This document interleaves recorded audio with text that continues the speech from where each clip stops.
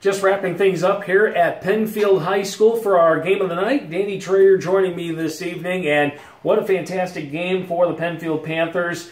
They fell on the short end to the Western Panthers of Parma by a score of 32-20 tonight. Absolutely. They have nothing to hang their heads about. They rushed for nearly 300 yards, over 300 yards on the day, or had total offense of over 300 yards on the day, and were absolutely unstoppable on offense. They just had a couple of mistakes that bit them in the end. Yep, those two mistakes were two high snaps during punts. One was recovered in the end zone by Western. The other one actually set up a touchdown for the Panthers of Western, and those 13 points actually pretty much determined the game. It did. As we saw, it was a finish of 12 points right there, and you never want to say, well, the game was lost here, but those two mistakes really cost them this game. Yep, but other than that, Pennfield offensively looked fantastic.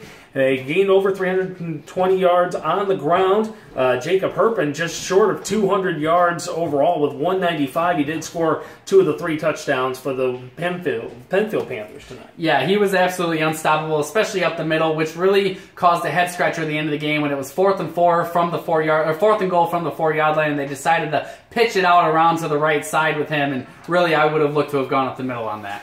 Well, Pennfield is going to start the season off at 0-2, 0-1 in the Interstate 8. Western, 2-0 on the season, 1-0 in the I-8.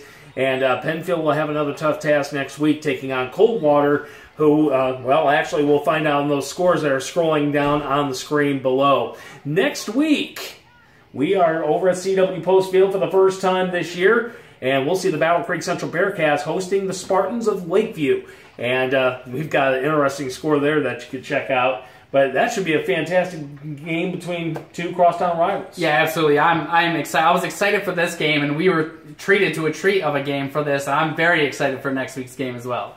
And we'll have coverage beginning at 6:35 next Friday from CW Post Field, 7 o'clock kickoff right here on 95.3 WBCK, online at 953WBCK.com, and our Radio Pup app. Until next week, we'll see you.